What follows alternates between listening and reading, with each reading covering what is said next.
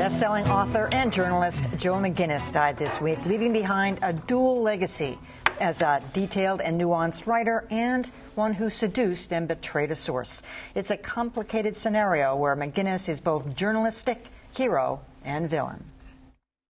Joe McGinniss was just 26 when he wrote The Selling of a President, exposing how the 1968 Nixon campaign was sold to the public like a product. I, as you probably have heard, have received a very gracious message. But it was the story of Army surgeon Jeffrey McDonald, convicted of the brutal 1970 murders of his pregnant wife and 2 young daughters, that changed McGinnis's life.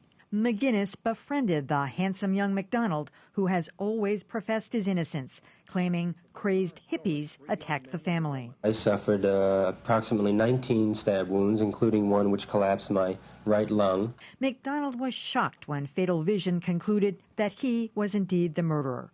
The episode prompted writer Janet Malcolm to write a book about the case, The Journalist and the Murderer, where she infamously wrote, "Every journalist who is not too stupid or too full of himself to notice what is going on knows that what he does is morally indefensible." It was a devastating critique that clung to McGinniss. She's trying to strike a populist stance, and I think a lot of this now is geared toward her hopes for 2012. When McGinniss started writing his book about one-time VP candidate Sarah Palin, he moved next door to her home in Alaska, again raising questions about his methods. Still to this day, Fatal Vision and the McDonald case remains an open wound. So I know what Marjorie's dying to talk about is Janet Malcolm's quote, which is what Joe McGinniss did morally indefensible? He befriended Jeffrey McDonald. Jeffrey McDonald has declared his innocence from the beginning. A lot of people still believe in his innocence. He thought he had convinced Joe McGinniss that he was innocent. The book comes out. It was devastating. And I should say, Jeffrey McDonald sued him and got $350,000 out of the deal. Right. But she says every journalist is not only doing something that's morally indefensible, that she says we are gaining trust and betraying people without remorse. And I think that is a ridiculous way to look at the profession. And maybe that's how Janet Malcolm looks at the profession. But, you know, it's one thing if you're doing an investigation of someone or if you're covering a politician but a lot of reporting is about regular people who, through no fault of their own, wind up in some tragic situation. A family member is murdered or there's some fire, some terrible thing. And I think most reporters are very conscious of the difference between covering someone who's never confronted the media and someone who's a professional, politician who wants to obscure the truth that they're doing something nefarious. So she slanders the whole profession, I think, in a way that I really, as a reporter since I was 22, take to heart as baloney.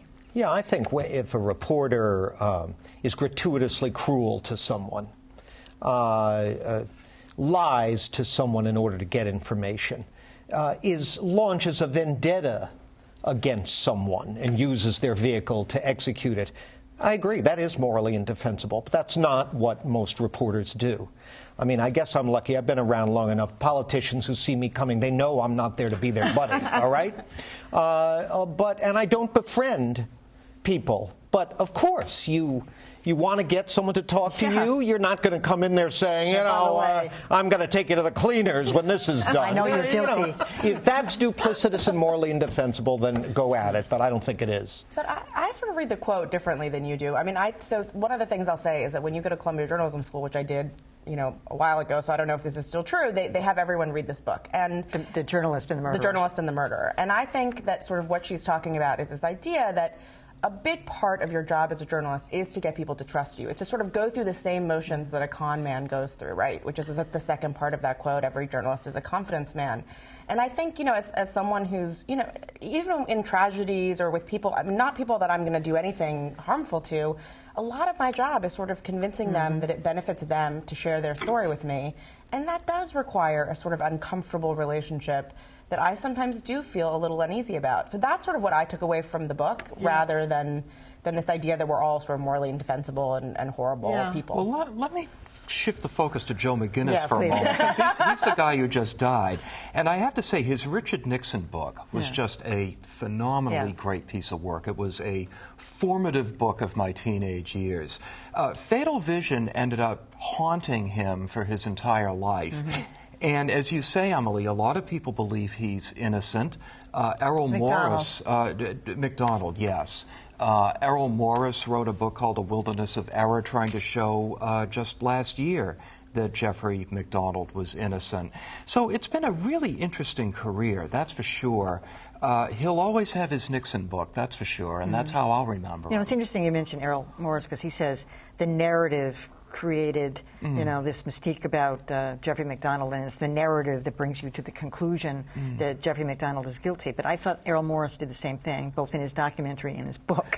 So I don't want to get into the debate about guilt or innocence, but it's against that personal perspective and what you bring to it and how you mesh the facts and present them. You're right, but one of the interesting things that Errol Morris did was his book was not a narrative at all. It was a blizzard of interviews and documents.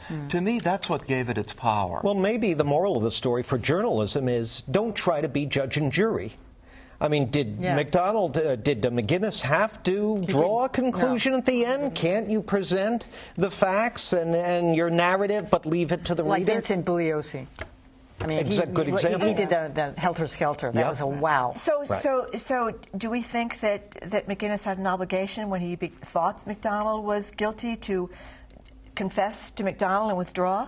That's the interesting issue, isn't it? No, I don't think that, but I do think that some of the letters between them where he's sort of saying to MacDonald, I can tell you're innocent, I think that was crossing the line. To me, it's not the point whether or not he concluded something. I mean, he has a right. He's a writer, and it doesn't take away from the book. The book was actually a phenomenal book. Maybe he drew the wrong conclusions. You, as a reader, get to make that decision.